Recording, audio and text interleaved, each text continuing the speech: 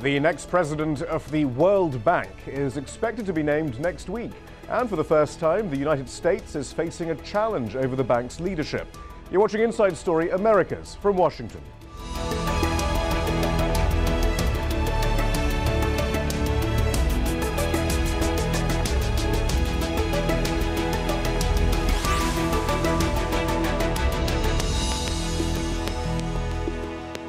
Hello, I'm Shihab Rutansi. The World Bank is made up of 187 nations. It distributes billions of dollars in loans each year to developing countries for projects to develop healthcare, education and infrastructure. Its official goal is to reduce poverty. But a number of critics argue that the so-called free market policies the bank insists upon in return for the loans are often harmful to economic development. They argue the policies can often exacerbate the conditions that produce poverty in the first place. One of the strongest criticisms of the bank is the way it's governed. A small number of economically powerful countries provide most of the institution's funding and get to choose the leadership and senior management. As a result, it's argued, their interests, and especially those of the US, are prioritized. This year, an attempt is underway to change that. These are the candidates in the running. Ngozi Okonjo-Iweala is the current Nigerian finance minister and a former managing director of the World Bank. She has the endorsement of the African Union, amongst others. As we record this show, reports are coming in that Jose Antonio Ocampo is about to stand aside in favor of Okonjo-Iweala as the developing world's candidate, but he's Colombia's former finance minister and was nominated by Brazil. A former UN official, he says he would put emphasis on helping poor countries manage climate change. The man nominated by the US, however, is widely expected to get the job, Dr. Jim Yong Kim. He has a background in public health, having run, amongst other things, the HIV/AIDS program at the World Health Organization. Let's listen to what President Obama said when nominating Dr. Kim.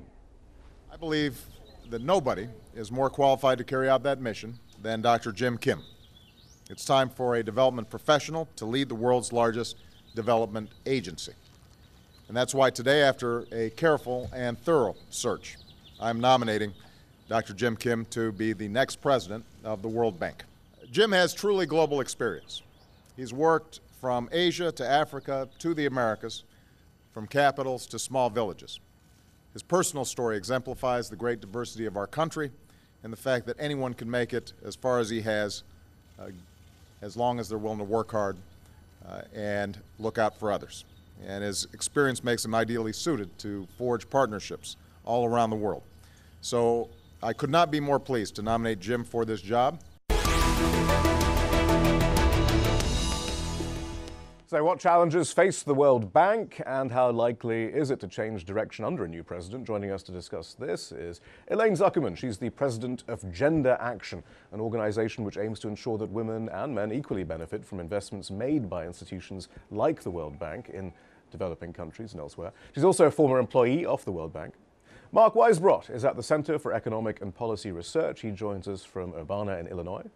And Jelson Garcia is the Asia Program Manager at the Bank Information Center, an organization which advocates for, among other things, public accountability and transparency in the operations and governance of the World Bank. On that topic, Jelson Garcia, I mean, how important is this competitive process that we're witnessing right now then? It is a very important process for now because, one, presidential candidate should be examined according to not their nationality, but in terms of their policy positions, especially on issues that confront the World Bank, including climate change. And so the presidential selection process is more important than ever, and that it has to be more open and the executive directors to be able to vote for a candidate based on merits, but at the same time, the ability to demonstrate transformative leadership. Elaine Zuckerman, how was it, though, that we've always had what's called this gentleman's agreement, that the European nations rather get to choose who's the head of the IMF and the Americans get to choose who's the head of the World Bank? Where did this originate? This originated in 1944 at Bretton Woods, New Hampshire, when the World Bank and the IMF were founded. Actually, you may have read in the press, as I did the other day, there was a chance that the U.S. almost headed the IMF. And I'm not going to go into that interesting history, but in the end, it turned out that there was this non-written gentleman's agreement that the U.S. would head the World Bank and Europe would have the IMF, the International Monetary Fund. That has remained so until this day without any challenge until recently, until in the last few years, all of the organizations that all three panelists today work for have fought for a more democratic, open process. I would argue that what we really need is a one country, one vote process, like in the UN, which is ultimately the most democratic process. If I may, I'd like to tell you that right now, there are 25 members only on the World Bank Board of Directors, and they are largely unrepresentative of the 187 member countries that the World Bank has. And actually, I would depict that Board of Directors as a neo-colonial club.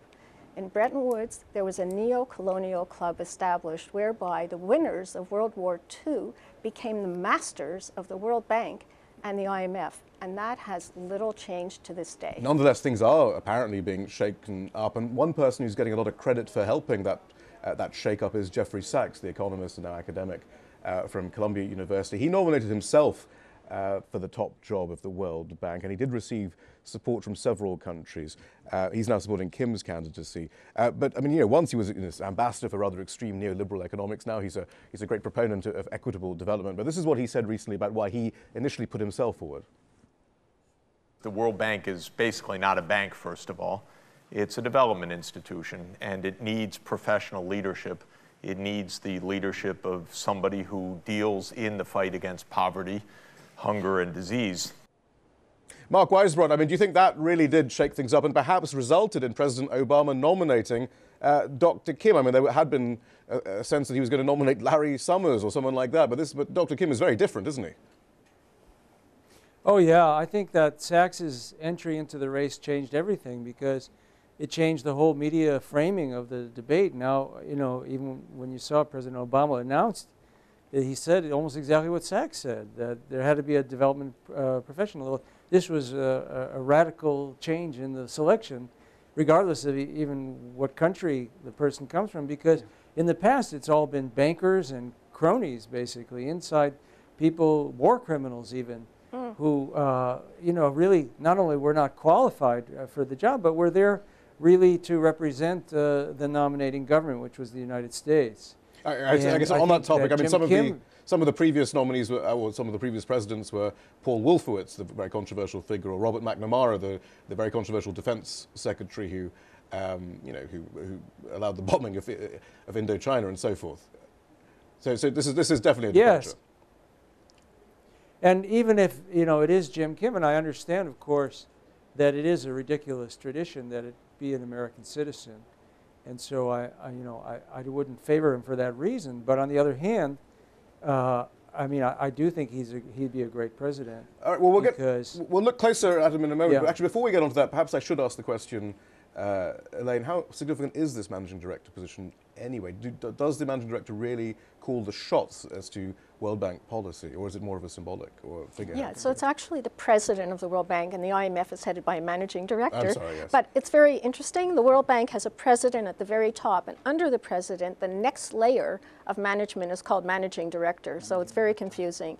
And it's kind of you to say. Ngozi Okonjo-Iweala was a managing director reporting directly to Robert Zoellick until recently, until last summer, for 4 years, and she was at the #2 position. But so the role of the president is quite significant because, again, in the non-democratic governance fashion of the World Bank, the president of the World Bank is not only president, he's also chair of the board of directors.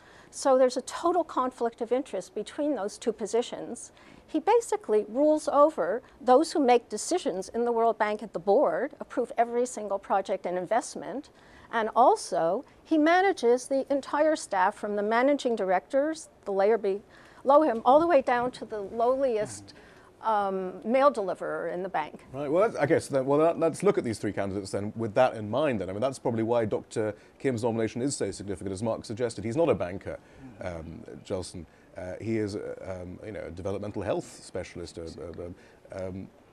is that necessarily a bad thing? There's a huge backlash. If you read the various sort of the usual economic sources, the FT or the Economist or whatever, I mean, there are lots of people saying, well, grumbling away about this. But given the World Bank's record, maybe this is not a bad change to have. I have to say that all the candidates, the three candidates thus far, have their own core competencies. They bring something new to the table.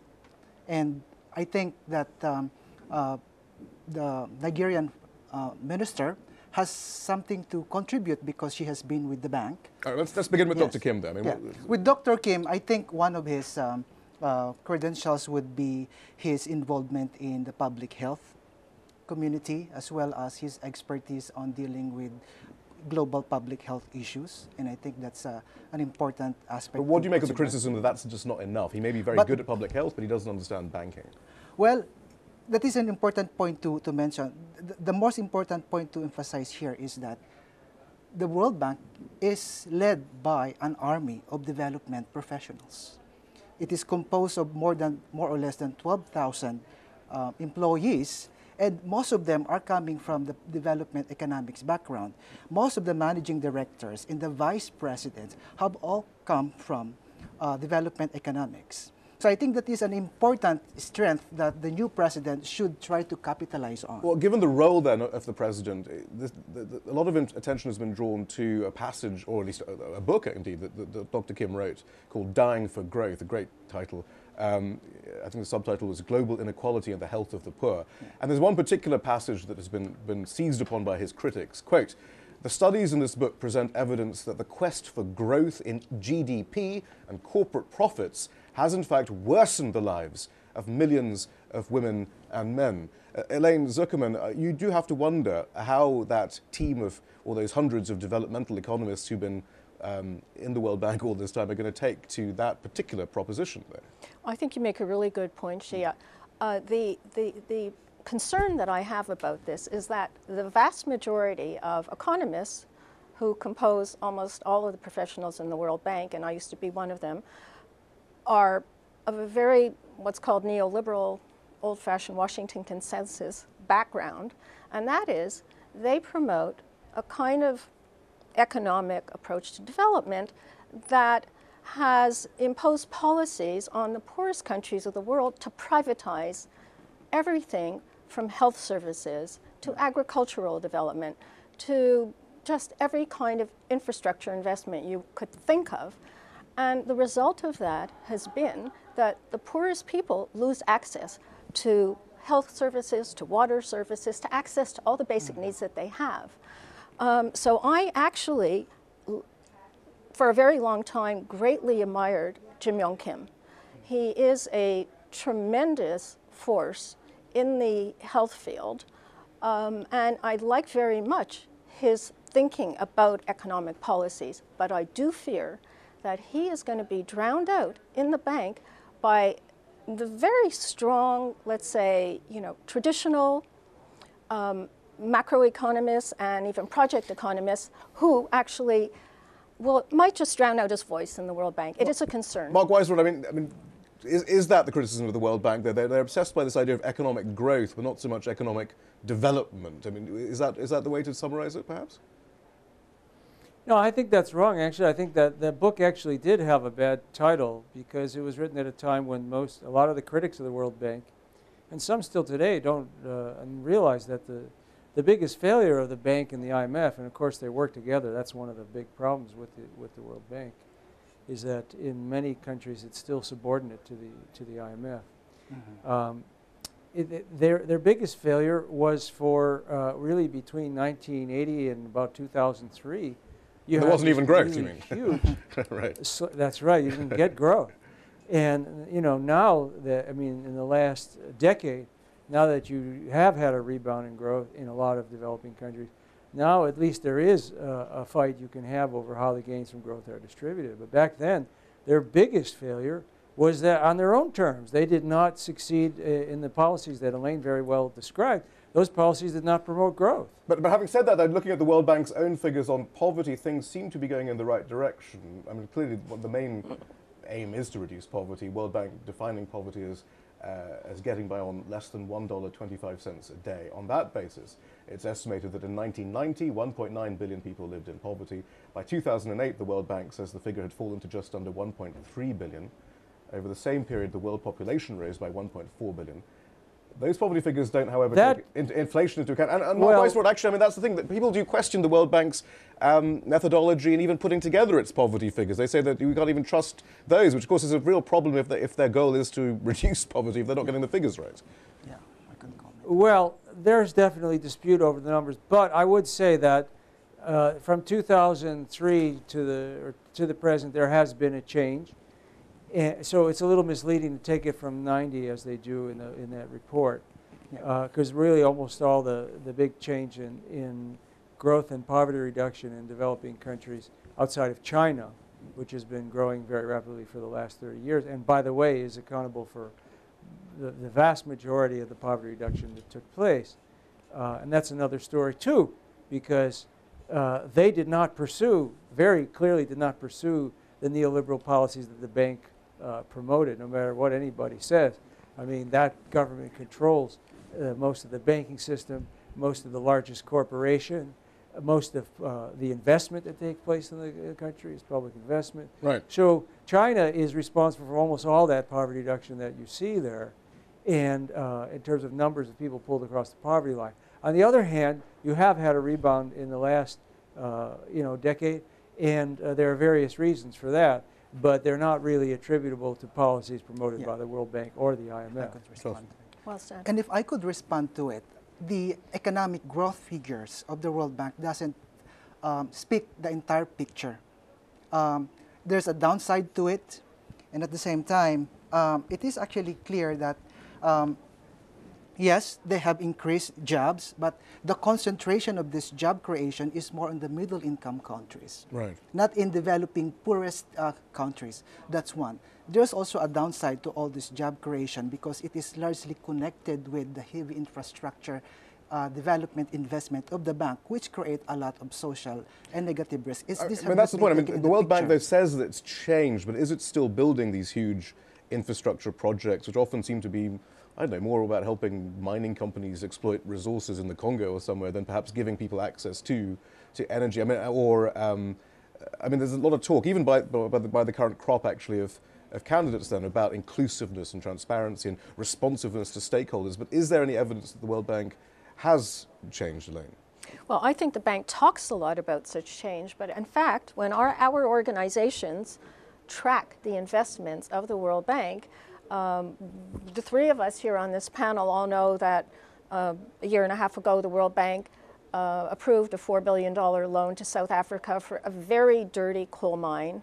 That's going to... Yeah, they love that. They love fossil fuels still. They love fossil fuels. Gender Action has been endlessly analyzing impacts on poor women and men of, for example, oil and gas pipelines that the World Bank finances. Together with the world's largest corporations, the World Bank actually guarantees ExxonMobil, Shell, Chevron's investments in these oil and gas pipelines.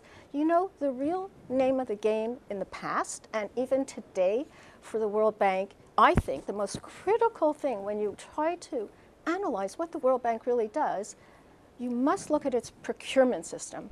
Its procurement system, in fact, shows us that all of the corporations that belong to the 187 member countries can compete for World Bank contracts for their investments, be they in pipelines or in coal like crony mines. Capitalism now, suddenly. It's crony capitalism with the biggest corporations of the world, the big multinationals like Halliburton and Bechtel, they win the contracts. So they're the real beneficiaries of bank projects. So the kinds of projects you've described, the old big infrastructure ones, there's still a lot of them. So we see that Dr. Kim at least seems to recognize that there are problems at the World Bank. Let's move on to Ngozi Okonjo-Iweala then. Yeah. I mean, it's interesting that, I mean, when you have, I mean, she's of course the favored candidate. I mean, Forbes and The Economist and all these, you know, they're all saying she's the one. I don't know whether alarm bells then ring with the three of you. But yes. Mark Weisbrot, as we look at her candidacy, does she seem the one, as she's pledging, to bring change to that structure, to that ideology perhaps underpinning World Bank development projects? What's her record like? What might she be like as president? Mark Weisbrot. Well, I think the reason I think the reason that the Financial Times, The Economist, and these others are endorsing her is because she's the most conservative of the three. And they want to maintain the status quo as much as they can. But that's the irony, because she's being presented so as the developing world's candidate, but is the irony then that she ticks those boxes, but actually she's much more like the old World Bank and not like the new World Bank that you want then, Mark? Well, I think she'd still be probably quite significantly better than anybody we've had. But of the three candidates, she's the most conservative, and that's why they want her. Now, what she would do in there, it's hard to say, but she was managing director under Zolik, so you do have a record, and you don't see anything.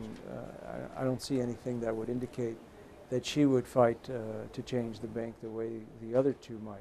People do point to her record as Nigerian finance minister. There was a recent debacle about cutting fuel subsidies, which led to rioting in the streets. I mean, that seems quite pertinent to any future World Bank president's job. Yeah, exactly.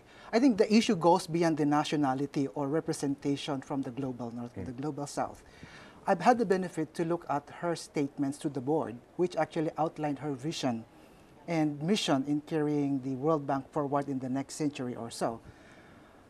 I am not surprised, because her vision and her strategies to carry that out are basically a restatement of the mandate that the bank has been doing for many years. There is no difference between the past candidates and the new candidates this time, because all they're saying is just like they like doing the talk, but not able to say, how can we walk the walk? She outlined, for example, the priority towards job creation. She outlined her priority towards engagement with the fragile state, public health, education. These are nothing new. And I think that they actually have not been able to provide some visionary response to hard questions that the World Bank must face. For example, how does the bank deal with the challenges of climate change, where there is a continuing scarcity of land and water resources? Why does the bank not allocate its money to where the mouth is? Well, I mean, they want market solutions, I suppose, and fossil fuel plants as well, for that matter. And that doesn't seem to be working. Actually, yes. Jose Antonio Ocampo, then very quickly, Mark Weisbrot, because we're running out of time. Could you just, I mean, it looks like he might be dropping out. He might have already dropped out by the time this comes out. But is there a 20-second pen portrait you can give us of Mr. Ocampo? Well, he's also vastly different from anybody they've ever nominated. And he is a very good, I mean, he's written some very interesting articles and done a lot of interesting research where he argues very much against the neoliberalism that the bank embodies. And so I think that's why he never got that much support. But I mean, Mark, I know you argue with folks from the World Bank almost on a weekly basis. I mean, Elaine suggested, though, that no matter the good intentions of any of these candidates, that fundamental structure, at least at the top levels, will make it almost impossible to fundamentally change the World Bank. I mean, is there any hope that the World Bank will change? Does it still have any relevance as a result, even if they get a rather nice-sounding president? I think you'll get some change, but Elaine's absolutely right. I mean, it has a board of directors, and that's the United States and its allies. Yeah. And so it's going to be a tough battle, but if they fight, I mean, Kim fought within the World Health Organization very strongly, tenaciously, to get HIV and AIDS treatment to 3 million people. If he does something like that at the bank, he'll make a difference in people's lives. He won't change the bank, though, in his term. Drastically. What about alternatives to the World Bank? Do we need the World Bank, Elaine Zuckerman? We hear about a BRICS bank, which, although no one really knows whether they have a real development sense about their lending, but whether it's just about their profits and so forth. Or the Bank of the South was mooted by Hugo Chavez and was indeed begun. I mean, are these alternatives now? Is the World Bank even that important? We only have a minute left. Well, I've always thought that the bank should close its doors. I love the extinct 50 years is enough campaign established on the 50th anniversary of the founding of the World Bank and the IMF, which said close the doors of the World Bank and the IMF. These are such pernicious institutions that in the name of reducing poverty have deepened poverty. Because of some of the paradigms that we discussed like that, they really benefit corporations.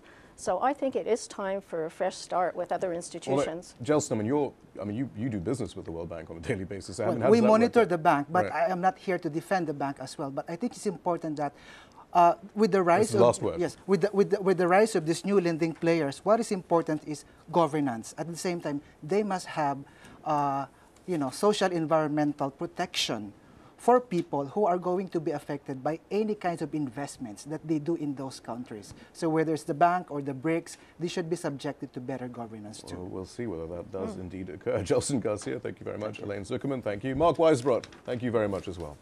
And that's it from the team in Washington, D.C. for now. Don't forget to follow us on Twitter and Facebook, where you can find more information about the program. And we want to hear from you. Tell us what stories you think we should be covering. Send your ideas directly to us at InsideStory@aljazeera.net.